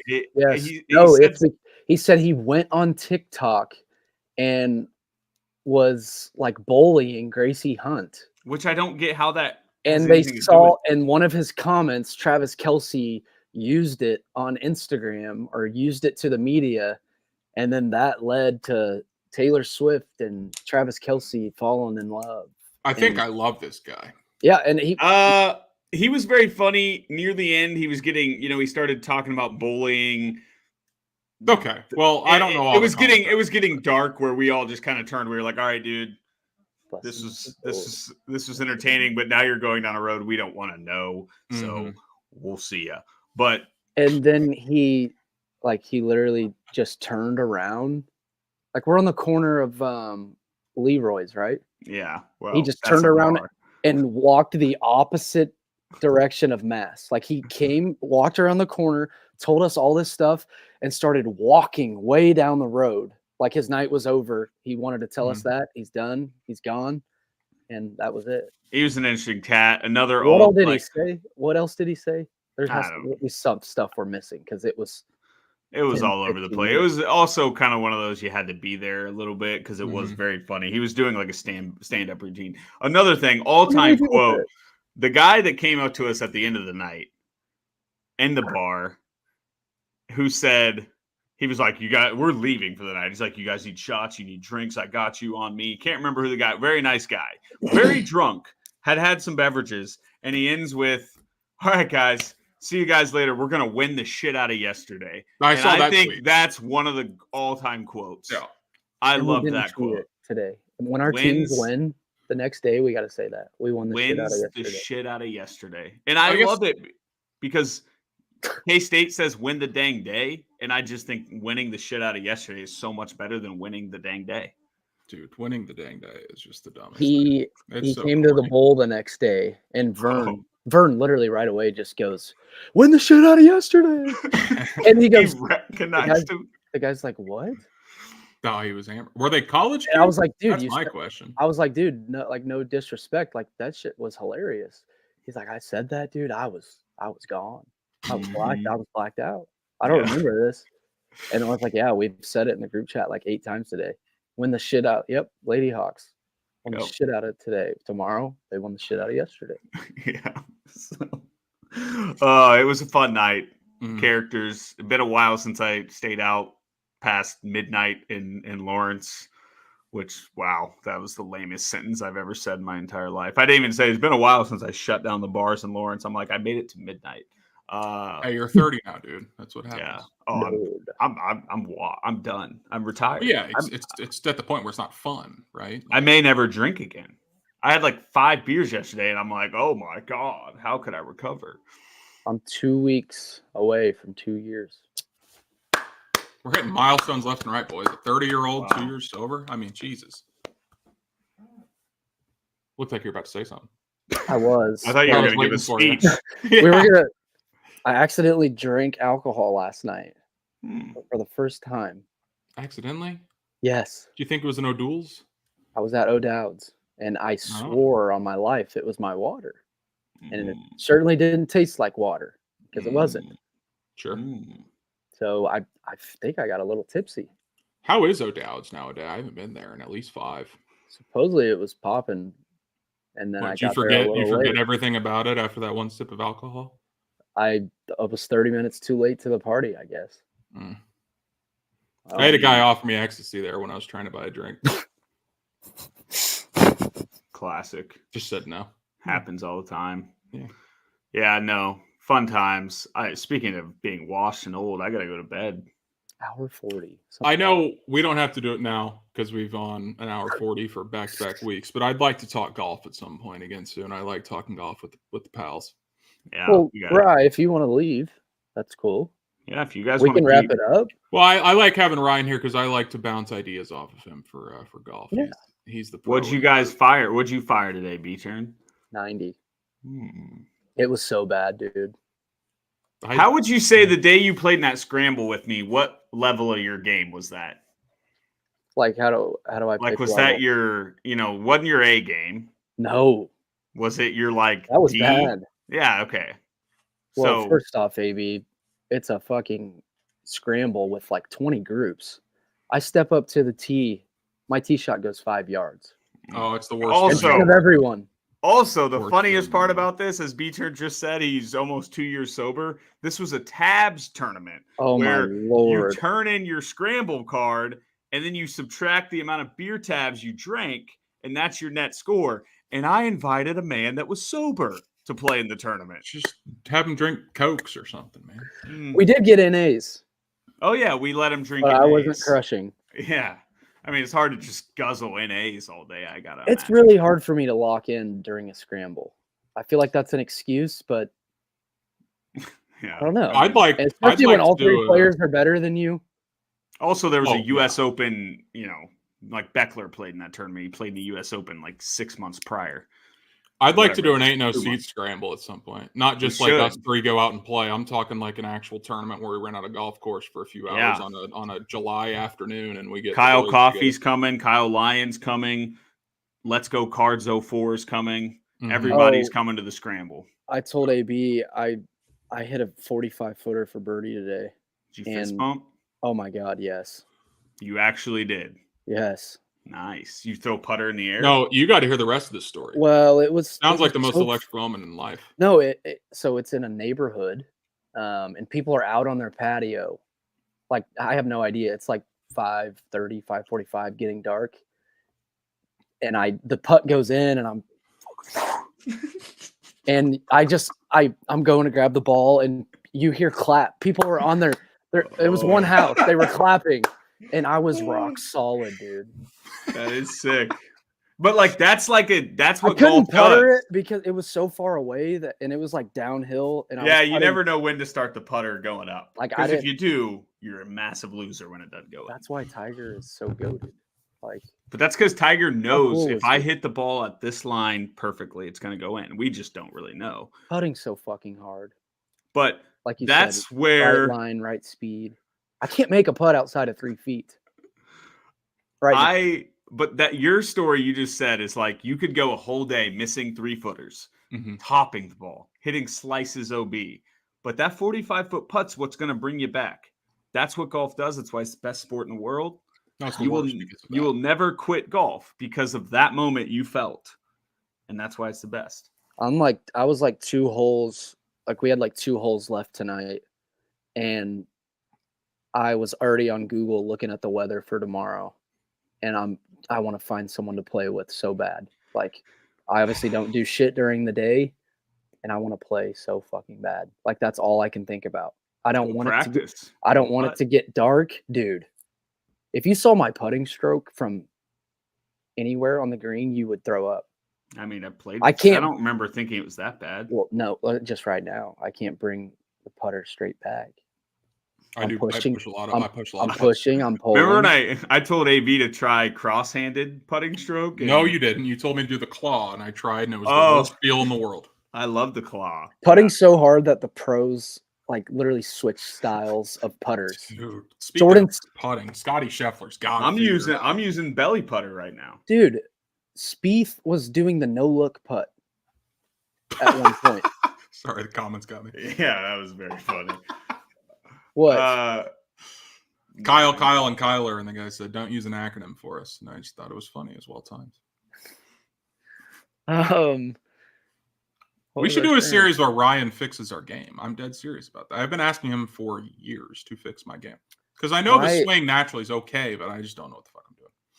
A lot of it is just with playing more, just getting that feel, even that, and like repetition, like around the greens right now. Like I have no feel, like no idea how to play certain shots. My lag putting's so bad. Mm-hmm. Yeah, I mean, it really is about you just got to play a ton, unfortunately, or at least hit a ton of range balls. But also, don't just show up to the range and just start whacking the ball all over the place. You got to have like an actual goal each time you show up to the range of like, okay, I'm going to, here's my target. Here's what I want to work on today. I get in the habit of getting bored with that. I'm like, I'm just going to go play. I'm just going to go play a few holes. Like, I don't like to practice. That's why I can't. I've been stuck at where I'm at, like, that's what I was handicap-wise for like 5 years. I was actually thinking about that today, like going to the range and like what certain people do, especially like before rounds. Like people talk about like just hitting a few balls, just getting warm. I don't really know what to do when I go to the range. I just start from the wedges and go up. Obviously, start hitting the long irons and then start hitting the hybrids, start hitting the big dog that goes like 180. Yeah, I think that's fine. I just think you need to like have a goal for each shot and like focus on things rather than just being like, oh, I hit this club 110 yards. I'm going to swing every time and hope it goes straight. I can't stop thinking that AB's headphones are his hair. I need a haircut, boys. I'm so tired. Honestly, though, let's do a golf tournament this summer. Honestly. We should. How bored do people think we are with our lives? Just got in here to talk 2 hours. Sunday evening. What else are we supposed to do? What was our pod name idea for a golf channel? Shanks. Ain't no Shanks. Yeah. Well. Yeah. All right, boys. I'm out. You guys can keep talking golf if you want. It's a good place to end. Thank you guys for being in here. Subscribe if you can, please. We did it again. We God damn it. Dude, that's the fans' fault. The fans were supposed to remind us in the chat to subscribe at the beginning of the episode. Here we are, an hour 48 in. I promise anybody here, hour 48, after what we've talked about, has already subscribed. So us telling people to subscribe, we got to get the people at the beginning that get out when we're like, all right, boys, you want to talk Buffalo Wild Wings and golf? Like that is where we, it's only shouts to everyone. I mean, we stayed pretty.